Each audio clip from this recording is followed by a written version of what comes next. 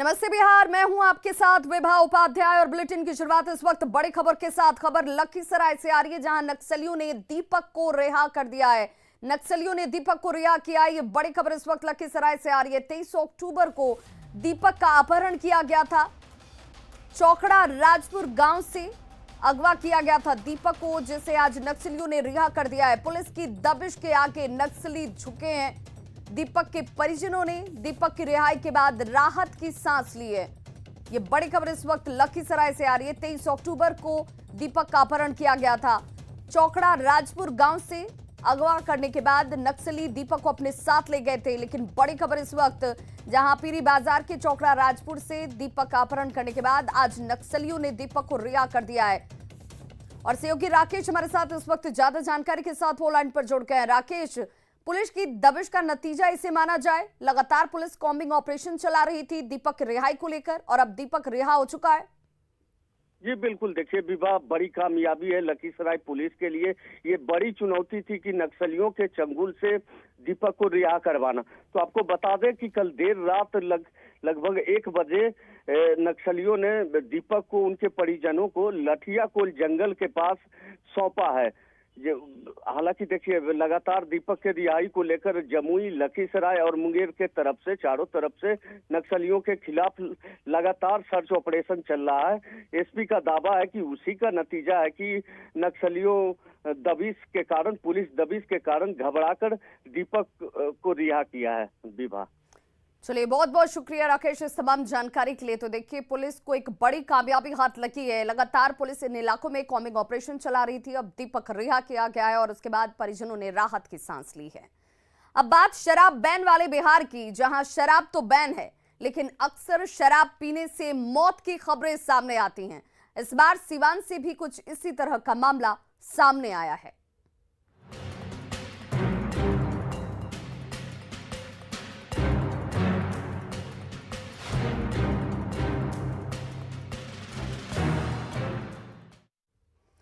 तो बड़ी खबर सिवान से, जहां पर संदिग्ध परिस्थितियों में मरने वालों की संख्या 5 तक पहुंच गई है। शराब पीने से मौत की आशंका परिजन लगातार जता रहे हैं। गुटनी प्रखंड के बिल्लौर और बिल्लौरी गांव का यह मामला है। डीएम ने कहा है कि जांच टीम का गठन कर दिया गया है। ये जांच टीम जो है वो गांव पहुंचकर अपनी जांच पड़ताल में जुट गई है। पोस्टमार्टम रिपोर्ट का हालांकि इंतजार किया जा रहा है इसके लिए, ताकि पता चल सके कि किन वजहों से इन लोगों की मौत हुई। लेकिन टीम का गठन जरूर कर दिया गया है, जो टीम इस वक्त गांव में लोगों तक पहुंचकर जानकारी ले रही है कि आखिर क्या कुछ हुआ, क्योंकि अब तक 5 लोगों की संदिग्ध परिस्थितियों में मौत हो चुकी है। और सहयोगी मृत्युंजय कुमार सिंह हमारे साथ इस वक्त ज्यादा जानकारी के साथ फोन लाइन पर जुड़ गए हैं सिवान से। मृत्युंजय, अब तक की जांच में पुलिस के हाथ क्या लगा है? पुलिस कहां तक पहुंच पाई है अपनी जांच पड़ताल में?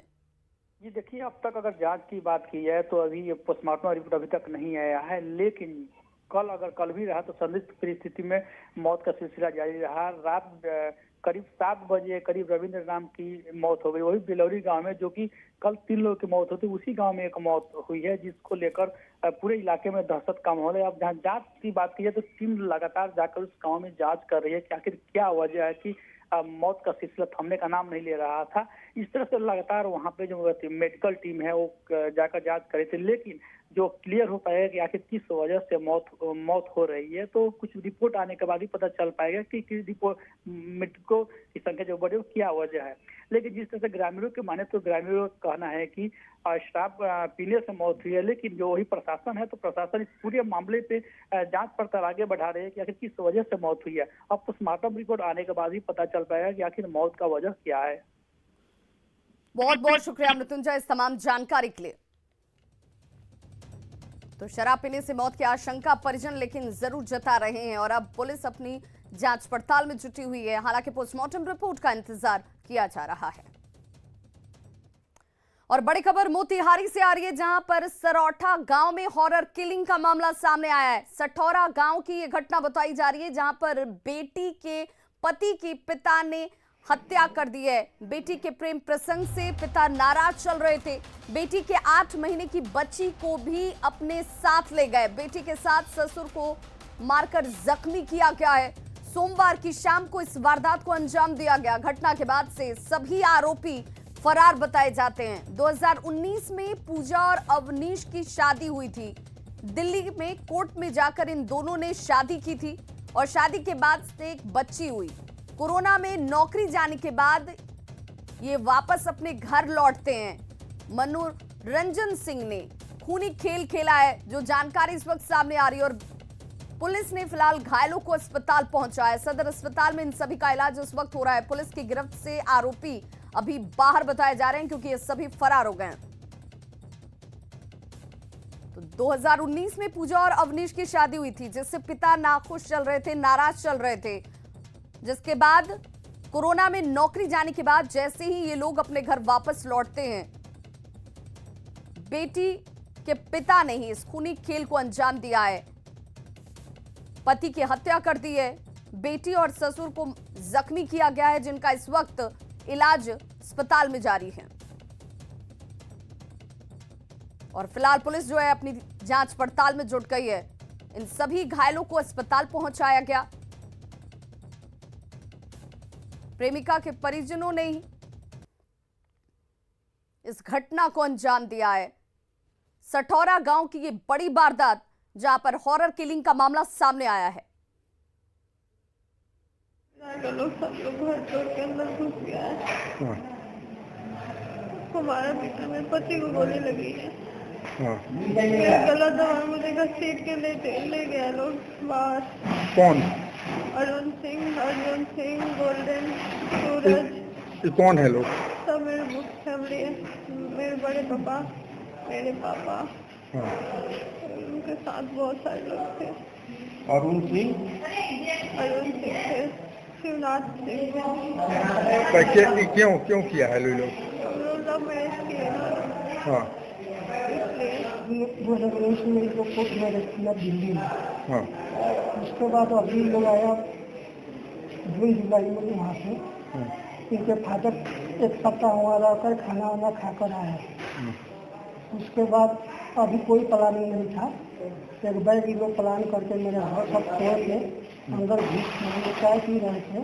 सब लोग इसी साथ घुस कर गोली चलाने लगे। उसके बाद सबको मार दी। और सहयोगी मुकेश हमारे साथ इस वक्त ज्यादा जानकारी के साथ फोन लाइन पर मोतिहारी से जुड़ गए हैं। मुकेश, ये पूरा मामला क्या है और फिलहाल पुलिस क्या इन लोगों को लेकर मामला दर्ज कर चुकी है? जांच पड़ताल शुरू हो पाई है? जी, अभी बता दूं कि घटना जो है सो बीती रात की है और पुलिस से उस समय तक कोई कार्रवाई नहीं की थी, क्योंकि गांव में तनाव का माहौल था और गांव सबसे पहले इन लोगों को सुरक्षित निकालना और फिर वहां से 100 को हटाने की प्रक्रिया की गई। उसके बाद से कई थानों की पुलिस, जिसमें जितना थाना, घोड़ासंत थाना और आस पड़ोस के कई थानों की पुलिस जो वहां पर मौके पर पहुंची और तलाशी अभियान की। इस बीच यह जानकारी मिली है कि जो आरोपी पक्ष है, जो जिसने इस घटना को अंजाम दिया है, वह पूजा के परिजन, जो पूजा की माता, पूजा के भाई, पूजा के पिता, चाचा, जिन्होंने इस घटना को अंजाम दिया है, वे लोग फरार हो गए हैं। पूरा मामला ऑनर किलिंग का है। 2019 में पूजा और अश्वनी घर से भाग करके दिल्ली जाकर के कोर्ट मैरिज किया था और दिल्ली में ही रहते थे। तो दिल्ली में रहने के दौरान एक बच्ची का जन्म हुआ। 8 महीने की वो बच्ची है और उसका इस घटना को अंजाम देने के दौरान पूजा का आरोप है कि उसे लोगों ने उठा के लेके चले गए। उसके पिताजी और उसके चाचा उस बच्ची को उठा कर लेके चले गए और उसका कोई अता पता नहीं है। उसके बाद से इस घटना को लेकर के जब गांव में तनाव बना हुआ है, पुलिस पहुंची और लोगों को वहां से लेकर के आई। पूजा ने बताया कि यह पूरा मामला, क्योंकि परिजन नहीं जानते थे फिर कि वह दिल्ली में है, फिर भी जब 2 साल का गुजर गया और कोरोना काल के बीच में उसके पिता ने दिल्ली में जाकर के उससे मुलाकात की, दिल्ली में उसके घर में रहे और फिर वहां से मिलने के बाद से जब वहां से लौटे और कोरोना काल के बीच में जब उसकी नौकरी चली गई, अश्वनी की नौकरी चली गई और वह जब घर लौटा है, तब यह मामला एक बार फिर तूल पकड़ा और उसकी बीती रात से उसकी गोली मारकर उसकी हत्या कर दी गई। चलिए, बहुत बहुत शुक्रिया मुकेश इस तमाम जानकारी के लिए।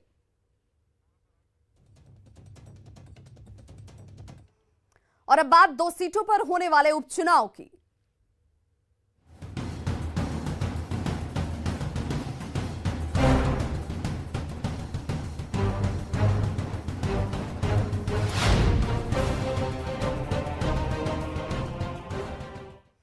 और आज से ठीक 3 दिन बाद 2 सीटों पर तारापुर और कुशेश्वर स्थान पर उपचुनाव है और इन दोनों विधानसभा क्षेत्रों में कल मुख्यमंत्री नीतीश कुमार पहुंचे, जहां एक तरफ उन्होंने पिछले 15 सालों की बड़ी उपलब्धियों को बताया, वहीं बिना नाम लिए आरजेडी पर जमकर बरसे।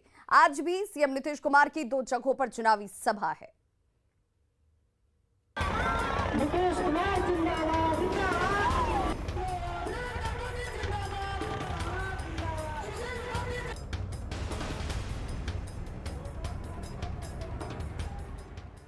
दो सीटों पर उपचुनाव है, लेकिन सियासी तापमान आम चुनाव वाला। चुनावी उड़न खटोला धूल उड़ा रहा है, लोगों का हुजूम है। मुख्यमंत्री को सुनने और देखने के लिए कोई छत की मुंडेर पर खड़ा है, तो कई लोग टेरिस से हाथ हिलाकर अपने मुखिया का अभिवादन कर रहे हैं। दरअसल 4 दिन बाद बिहार में 2 सीटों पर उपचुनाव है, लिहाजा सोमवार को मुख्यमंत्री नीतीश कुमार ने पहले कुशेश्वर स्थान और उसके बाद तारापुर में चुनावी सभा की और जनता के सामने सरकार की उपलब्धियां गिनाई। पहला राज्य है जिसमें हम लोगों ने तय किया कि पंचायती राज चुनाव में महिलाओं को 50% का आरक्षण, ये बिहार पहला राज्य बना और उसके बाद उसी तरह से नगर निकायों में भी अगले साल किया गया। अब पहले कितनी महिला बनती थी पंचायती चुनाव में किसी भी पद पर, अब देखिए कितनी बड़ी संख्या में। अब तो चौथा चुनाव हो रहा है, चौथा चुनाव का दौर है। जरा 3 चुनाव का याद कर लीजिए, कितनी बड़ी संख्या में महिलाएं आगे बढ़ी। जो 2007 में जो कुछ भी हुआ था और यहां से हम लोगों ने जो शुरू किया था, तो क्या क्या काम एक एक जगह पर 1-1 क्विंटल अनाज घर घर में बांटे थे। तब बाद में हम घूमने आए तो दरभंगा में हमको क्विंटलिया बाबा कहने लगा। आप जरा सोच लीजिए, हम इसको कभी अपने जीवन में भूलेंगे? तारापुर और कुशेश्वर स्थान दोनों सीटें पिछले चुनाव में एनडीए के खाते में थी, लिहाजा एनडीए के सामने दोनों सीटें बचाने की चुनौती है। नीतीश कुमार ने मैदान में अकेले दम पर खड़ी आरजेडी पर इशारों इशारों में जमकर प्रहार भी किया। हम लोगों को दीजिएगा तब नहीं सब काम होगा, और कहीं इधर उधर किसी को दे दीजिएगा तो मौज न करेगा, आपके हित में सोचेगा कि अपने हित में सोचेगा। कभी इतने दिन का पुराना इतिहास तो देख लीजिए। और हम लोग जितने लोग काम करते हैं, जरा बता दीजिए कि कोई भी एक आदमी अपने हित में कोई काम किया हो? सब आपके हित में काम करता है। तो जरा इन सब चीजों पर याद रखिएगा। हम लोगों के ऊपर तो तरह तरह का बात लोग बोलते रहते हैं। जरा हम पूछना चाहते हैं ऐसे लोगों को जो चुनाव प्रचार करने आए, आप लोगों में तो किसी को पूछ देना चाहिए। कभी भी पूछ दीजिए कि कहां रहते थे भाई आप, क्या होता था, क्या हो रहा है आजकल। सरकार की तरफ से जितना काम और एक एक चीज पर ध्यान दिया जाता है, और सब लोगों को जब पहले भी काम करने का मौका मिला तो किसके लिए काम करते थे? अपने परिवार के लिए काम करते थे, घर के लिए काम करते थे, जनता के लिए काम नहीं करते थे। और हम लोगों को जब आप लोगों ने मौका दिया। चुनाव भले ही 2 सीटों पर है, लेकिन दम सभी दलों ने पूरा जोर का लगाया है। उपचुनाव में बिखरे महागठबंधन की सबसे बड़ी पार्टी आरजेडी के सामने नाक की लड़ाई है, तो कांग्रेस भी दोनों सीटों पर ताल ठोक रही है। पूरे सियासी सिनेरियो पर जनता की पैनी नजर है, जो अपना दम 30 तारीख को दिखाएगी। कुशेश्वर स्थान से विपिन कुमार और तारापुर से आनंद अमृतराज की रिपोर्ट। आपकी इजाजत से और आपकी अनुमति से हमने माल्यार्पण कर दिया। अब ये आपका फर्ज है और चुनाव का दिन है। आरजेडी अध्यक्ष लालू प्रसाद 3.5 साल बाद उपचुनाव के दंगल में कल उतरने वाले हैं। लंबे वक्त के बाद लालू नीतीश सीधे तौर पर आमने सामने होंगे, लिहाजा जैसे जैसे चुनाव के दिन नजदीक आ रहे हैं, बयानों की तलखी भी बढ़ रही है। सुनिए लालू को लेकर नीतीश का बयान। लालू जी भी आ रहे हैं। पता नहीं, सबका अपना काम है, जो करे। यहाँ आते हैं, जेलवा में रहते हैं, वहीं से नहीं सबसे बच जाते हैं। पता नहीं, सबका अपना काम है, जो करे। वो यहाँ आते हैं, जेलवा में रहते हैं, वहीं से नहीं सबसे डर के आते हैं। बेगूसराय न्यायालय परिसर में शराब के नशे में एक आरोपी ने जमकर हंगामा किया, जिसके बाद उसे गिरफ्तार कर लिया गया है। दरअसल न्यायालय में जब सुनवाई चल रही थी तभी आरोपी बंटी कुमार ने शराब पीकर कोर्ट में पहुंचकर हंगामा शुरू कर दिया। कई लोग उसे शांत कराने की कोशिश करते रहे, लेकिन वो हंगामा करता रहा। आरोपी पर मोटरसाइकिल चोरी का मामला दर्ज है। गोपालगंज में नदी में नाव डूबने से एक महिला की मौत हो गई, जबकि 4 लोगों को बाहर निकाला गया है। मृतक का नाम शालू देवी बताया जा रहा है, जो नाव से अपने गांव बरई पट्टी टोला लौट रही थी और इसी दौरान नाव हादसे का शिकार हो जाती है, जिससे उस पर सवार सभी लोग डूबने लगे। मौजूद लोगों ने 3 बच्चों और एक युवक को बाहर निकाला, जबकि महिला की मौत हो गई। रांची से बड़ी खबर आ रही है। कॉलेज परिसर में 4 छात्रों से मारपीट और लूटपाट की गई है। छात्रों की बाइक और मोबाइल तोड़ दिए गए हैं। छात्रों से करीब 6,000 रुपए की लूटपाट को भी अंजाम दिया गया है। मारपीट और लूटपाट की जांच में फिलहाल पुलिस जुट गई है। कॉलेज कैंपस में असामाजिक तत्वों का जमावड़ा रहता है और इस घटना में इन्हीं असामाजिक तत्वों के हाथ होने की बात सामने आ रही है। सिमडेगा में 11वीं जूनियर भारतीय महिला हॉकी प्रतियोगिता का आज क्वार्टर फाइनल का मुकाबला होगा और यहां 8 टीमों के बीच भिड़ंत होगी। पहला मैच झारखंड और पंजाब के बीच खेला जाएगा, जबकि दूसरा मैच हरियाणा और ओडिशा के बीच खेला जाएगा। तीसरा मैच आंध्र प्रदेश और चंडीगढ़ के बीच है, तो अंतिम मैच उत्तर प्रदेश और महाराष्ट्र के बीच खेला जाना है। सभी लोगों की नजर झारखंड की टीम पर होगी। ज्यादा जानकारी दे रहे हैं न्यूज़ 18 संवाददाता। भारतीय जूनियर हॉकी प्रतियोगिता का आज महामुकाबला सिमडेगा में खेला जाना है। क्वार्टर फाइनल के मुकाबले खेले जाने हैं। झारखंड का पहला मैच है, पंजाब के साथ झारखंड खेलेगी। इसी तरह बहुत सारे मैच, 4 मैच होने हैं क्वार्टर फाइनल के और सेमीफाइनल में जो टीम अच्छा खेलेगी वो जाएगी। हमारे साथ झारखंड के महासचिव विजय शंकर जी हैं, हम उनसे जान लेते हैं कि आज के मैच को किस नज़र से देखते हैं। देखिए, आज की मैच का हम बहुत ही डीपली गया।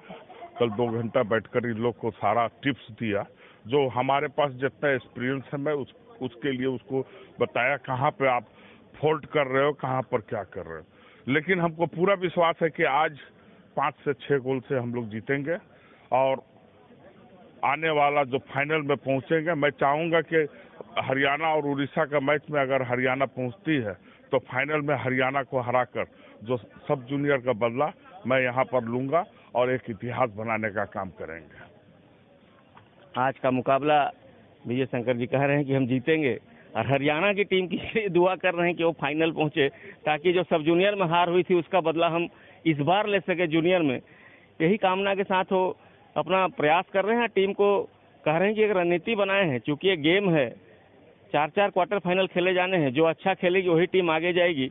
उम्मीद हम भी करते हैं कि झारखंड जीते, पर जो अच्छा खेलेगा वही आगे जाएगा। सिमडेगा से न्यूज़ 18 के लिए श्रीराम। तो खबरों का सिलसिला लगातार जारी है, आप देखते रहिए न्यूज़ 18 बिहार झारखंड।